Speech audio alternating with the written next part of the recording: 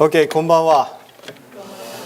Okay, so my name is Reverend J. Okamoto, and I'm from the island of Waipahu, Waianae Neva.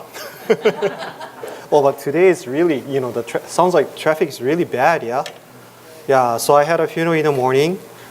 That was at Milani Memorial Park, and somebody came from Manoa, and he said it took 2 hours and a half. Yeah, crazy, yeah? Yeah. Okay, so the presentation theme is what is Jodo Shinshu to you? And I was talking with Dex, and so he told me ministers or the presenters kind of like sharing their experience or the path for Jodo Shinshu and the present. And mine is a little bit different though. So, but let me kind of this is my path, how I went into Jodo Shinshu, and this is Jodo Shinshu for me. So let me share what I prepared for tonight. And yeah, so I've been thinking about how to kind of express what is Jodo Shinshu for me. Yeah? And there's many perspectives to talk about this. So perspective as, J. Okamoto, a perspective as Reverend Okamoto, perspective as a minister's son, or perspective as a minister, or, like that. So I'm thinking of, from what perspective I can talk about this. But, I want to focus on 2 points. The first is, Jodo Shinshu is a teaching that I listen to Amida's wish, or Amida Buddha's vow. And second is, Jodo Shinshu is a teaching that I have been saved. I'm saved by this teaching. And as you know, the essential of Buddhism is cause and effect or cause and result, sometimes cause and conditions, yeah? And if someone asks you a question, what is Buddhism? Instead of, Jodo Shinshu, what is Buddhism? Or, what does Buddhism teach? And if you answer it is a teaching of cause and effect. Yeah, I will give you an A+ for the answer. And please remind yourself, this very important notion, cause and effect or cause and result. And first, I'd like to kind of think about the meaning of, before I go into Jodo Shinshu, I would like to think about the meaning of Buddhism. And there are a couple of ways to interpret this word. Okay.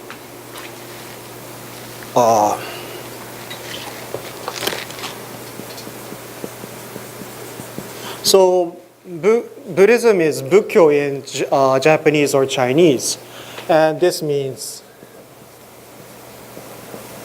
Buddha, and the second letter means teaching. Yeah, Bukkyo or Buddha. Yeah, and so one way to understand this Bukkyo is teaching of Buddha. Teaching of Buddha. Oh, let me put this. Teaching of Buddha.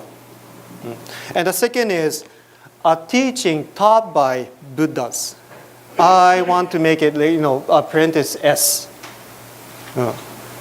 And the third way to read this, understand this Bukkyo Buddhism is a teaching to become a Buddha, a teaching to be a Buddha. So there are 3 ways to understand this word, Buddhism or Bukkyo. And number one, the first one, teaching of Buddha or Buddhas, and a teaching taught by Buddha or Buddhas, is about the same meaning. But as I said, parenthesis S. So this Buddha is not a proper noun. It is a common noun. If you hear like a Buddha, you may kind of understand it as Shakyamuni Buddha, right? Shakyamuni Buddha is one of the Buddhas who appeared in this world. So that's why it is not Shakyamunism. It is not Shakyamunism. It is Buddhism, Buddha's teaching. Yeah. Okay. So, Shakyamuni Buddha, historical Buddha who appeared in Nepal about 2,500 years ago, and he taught us the teaching of this truth, and which is called Buddhism today. But the teaching is not limited only to Shakyamuni Buddha alone. Okay. And So it is a teaching of all Buddhas in the universe. And if you listen to this teaching, listen to this teaching and follow the teaching, you can be a Buddha. You can be a Buddha. So this teaching tells you the way to be a Buddha, and the way is not only one. So there are many paths to reach the highest goal. So Tibetan path, Theravada path, Mahayana path, Tendai, Shingon, Jodo, Jodo Shinshu, Soto, Rinzai, and more. But this is how Shinran Shonin think about Buddhism. Jodo Shinshu is Buddhism. Is it okay? Jodo Shinshu is Buddhism. And Shinran Shonin says, Buddhism is Jodo Shinshu. Buddhism is Jodo Shinshu. So for Shinran Shonin, Jodo Shinshu is not one of the Buddhist teaching. Jodo Shinshu itself is Buddhism. This is how Shinran Shonin understand these two letters, Bukkyo or Buddhism. Okay, now, so we talk about Buddha's teaching, yeah? Right? So now I want to talk about Buddha. So, do you know the meaning of this? I used to ask this question when I was in Japan. We are Buddhists. We listen to Buddha's teaching. We follow Buddha's teaching. Okay, now explain to me about Buddha. Kind of mean question, right? Yeah, okay. And there are 10 ways or 11 ways to call Buddha. Okay, the first one is, can you see the whiteboard? Tathagata. Tathagata. Have you ever heard about this word? Tathagata or Nyorai. Nyorai. Yeah, the one coming from the thusness. Thusness or oneness. Thusness. Oh, this one comes from the thusness, right? And this one takes everybody to thusness. That's why Buddha is a true leader of life. Okay, Nyorai, Tathagata. And another one is Arhat. Arhat. One worthy of offerings. In Chinese or Japanese, Ogu. Ogu. Okay, the third way, shall I write? Or I think it's going to take time, yeah. So the third way, perfectly enlightened one. Perfectly enlightened one. Toshogak. Perfectly enlightened one. And the fourth one is one possessed of perfect knowledge and practice. In Japanese or Chinese, it is myogyosoku. One possessed of perfect knowledge and practice. And the fifth one is well gone, zenzei. So the one reached the highest happiness. The one reached the highest happiness. Yeah. And the sixth, one having good knowledge of the world. One having good knowledge of the world, which means Buddha knows everything. Buddha knows everything on myself. Buddha knows about everything of the world. Yeah. And the seventh is unsurpassed one. Unsurpassed one. No one is equal to him. Yeah. Unsurpassed one. And eight, tamer of people. Tamer of people. Is my pronunciation correct? T-A-M-E-R. Tamer of people. Yeah.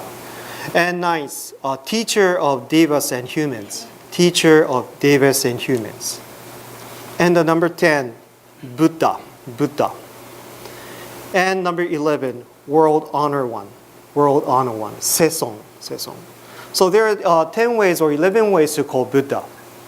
Depends on the perspective you want to call Buddha, right? But let's go back to this word, Buddha. Butsu. Buddha literally means awakened. Awakened. And enlightened one. Enlightened one. Especially Shakyamuni, the founder of Buddhism. The Buddhist tradition teaches that other Buddhas have appeared before Shakyamuni and will appear in the future. According to Mahayana Buddhism, innumerable Buddhas reside in the universe. So as far as we know, like Shakyamuni Buddha was the last one appeared in this world. But nobody knows yet that, right? After Shakyamuni, there might have been a Buddha appeared in this world. Yeah, so we never know. But Buddha is an awakened one. So the Buddhism, this teaching, Buddhism is a teaching taught by an awakened one that brings us awakening. So Buddhism brings us awakening or awareness. Yeah. So this is my understanding towards Buddhism. Yeah. This is what Buddhism is. Okay. Now I have to go into what is Jodo Shinshu for me. What is Jodo Shinshu? Okay. First, Jodo Shinshu is a teaching that I listen to Amida Buddha's wish. Jodo Shinshu is a teaching that I listen to Amida Buddha's wish. And when I first heard this, when I entered a school to study Buddhism, I was kind of stunned. Because it was totally different from what I used to think about religion. Okay? So you may have seen people going to, temple or shrine and, wishing families good health, long life, business prosperity, and so forth. So do you have omamori like that? Oh, so that's your wish, right? I'm wishing my family's good health, prosperity like that. So that is, okay, I don't want to use a specific kind of like, so, to this existence, please listen to my wish. Please listen to my wish. You listen to me. You listen to me. Or maybe I shouldn't point this side, but please, you listen to my wish. That's what I used to think what religion is. This existence listen to my wish, and this existence makes my wish or desire come true. So when I heard, no, Jodo Shinshu is a teaching that I listen to Buddha's wish. It was totally different, right? Totally different. So I was stunned. I was so surprised.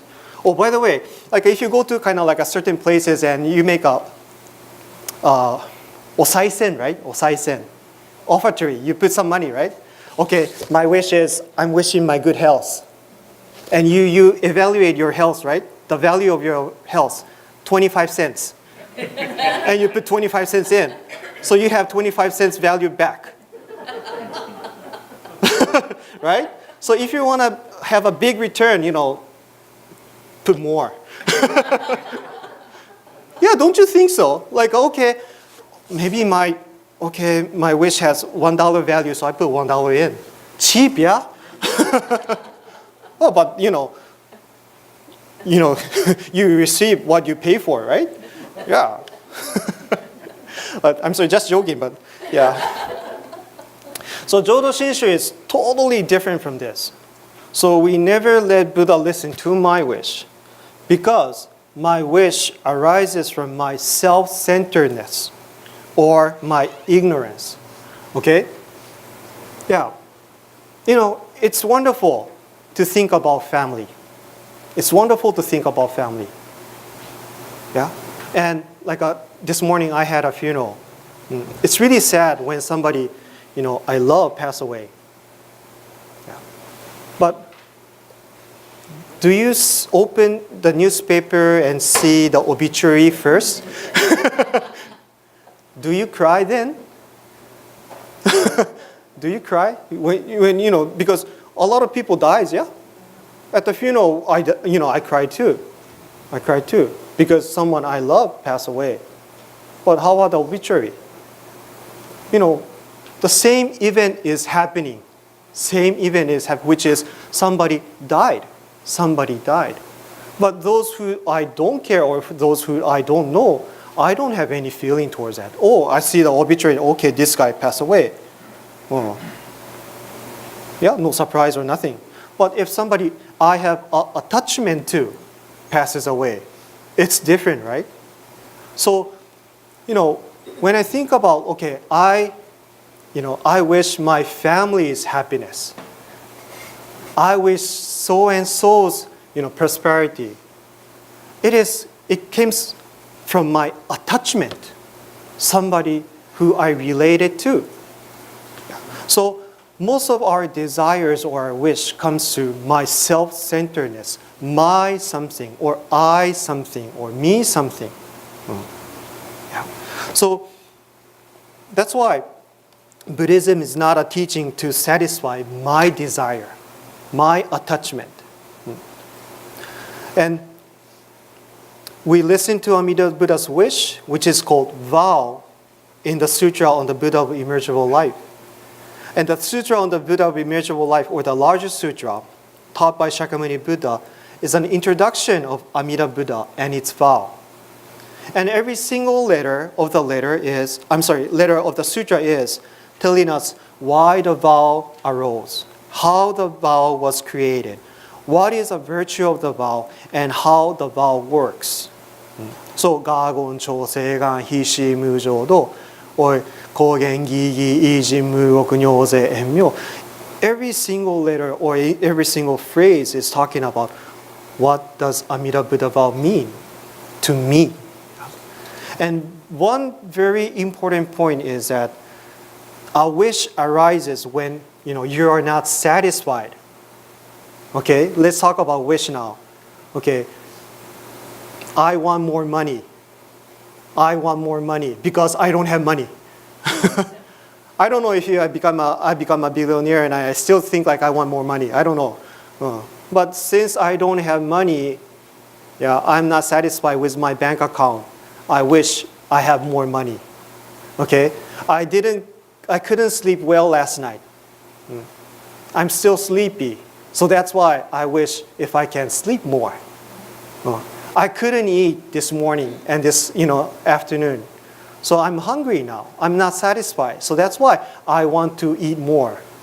I want to eat something. So when we say wish, when you are not satisfied, a wish arises, right? Okay. According to the largest sutra, it says, Amida Buddha saw me, Amida saw me, and a wish arose in Amida, which means Amida Buddha was not satisfied with how I was or how I am. And Shinna Shoni expressed how I was in his writing as foolish beings as follows. Foolish beings, as expressed in the parable of the two rivers of water and fire, we are full of ignorance and blind passion. Our desires are countless, and anger, wrath, jealousy, and envy are overwhelming, arising without pause. To the very last moment of life, they do not cease or disappear or exhaust themselves, end quote. So again, Buddhism is not a teaching to satisfy my wish, which comes from the ignorance and blind passions, or desires which comes from anger, wrath, jealousy, envy, and so forth.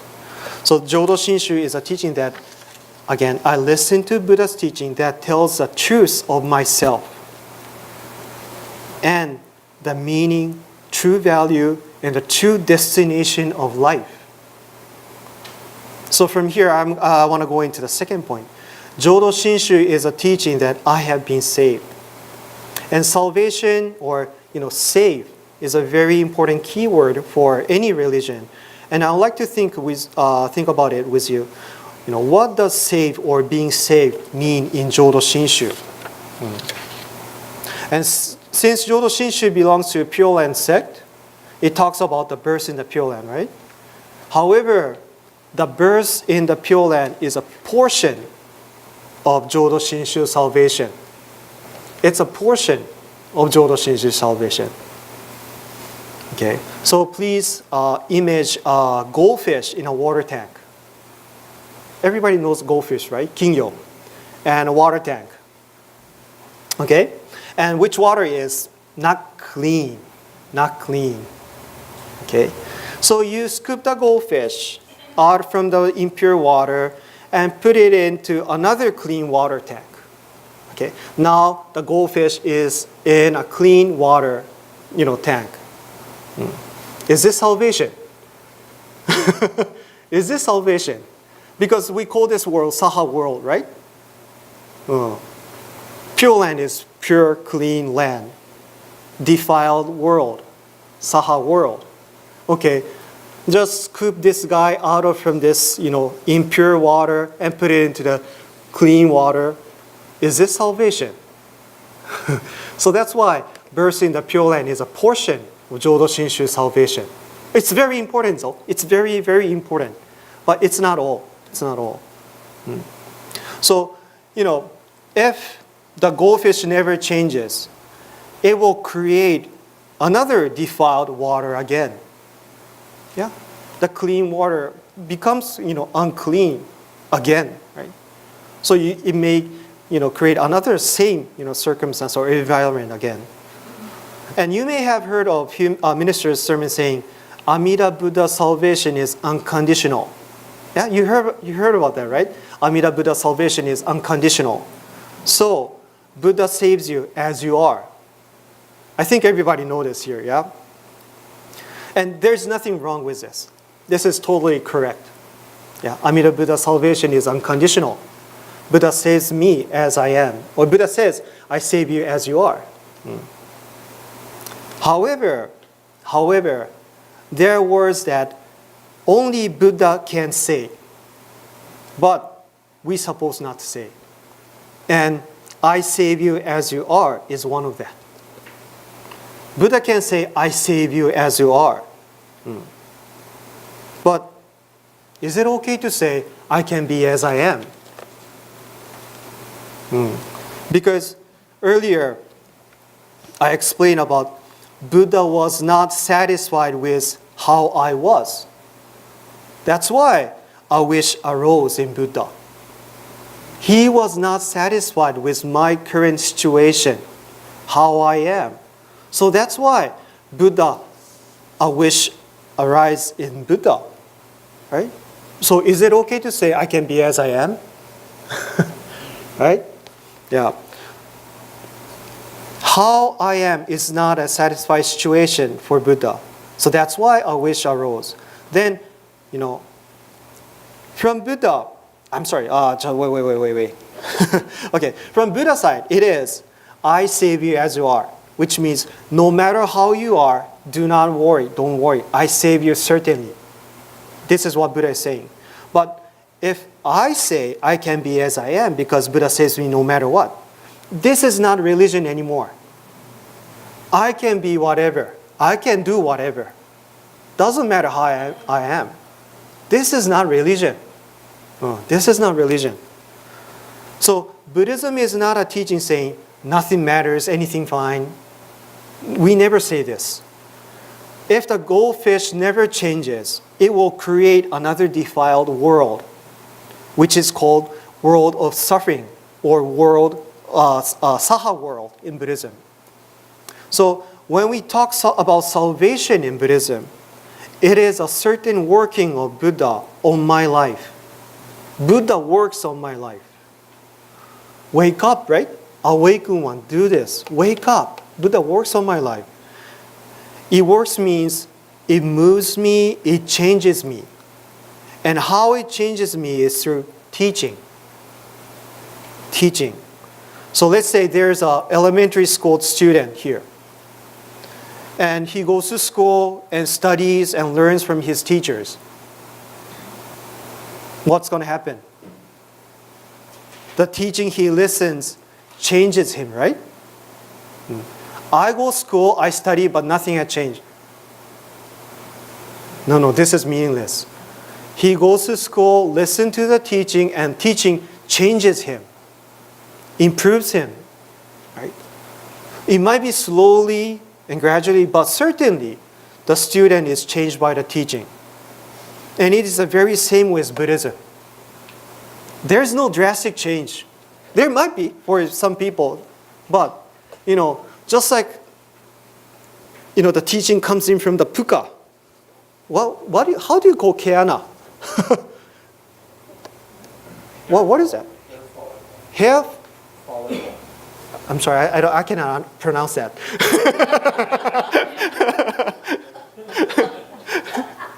But everybody could hear that, right? But just like, slowly the teachings comes in, slowly but certainly Buddhism, this teaching nurtures me, changes me, guides me to the right direction. Because it's teaching, it tells me what is right and what is wrong. And when I did something wrong, it tells me it's wrong. You have to correct it. I can correct myself through the teaching. Buddha nurtured me to a Nembutsu follower.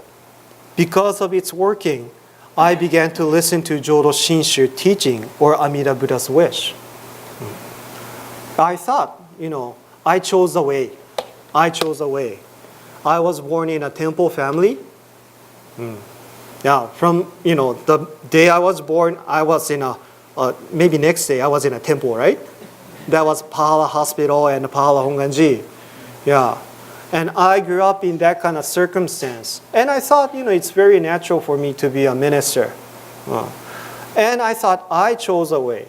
Of course I chose a way to be a minister. But when I reflect my, life,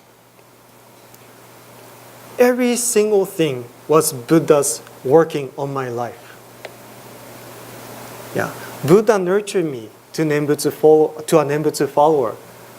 And because of the working, I was changed and I started to listen to Buddha's teaching. Yeah. And the Buddha's wish was, I want you to live your life fully. I want you to live a meaningful life. I want to know how precious your life is. This is how Buddha wished on my life. So, Buddha is saying, please listen to my teaching. Yeah. And by the teaching, I've been kind of like awake by the Buddha. And such awakening, tells me the preciousness of life. And it is the Jodo Shinshu salvation for me. So this is how, I understand Jodo Shinshu, or what is Jodo Shinshu for me. This teaching tells me the preciousness and the meaning and the destination of life. Is it okay? 30 minutes. Okay, thank you very much.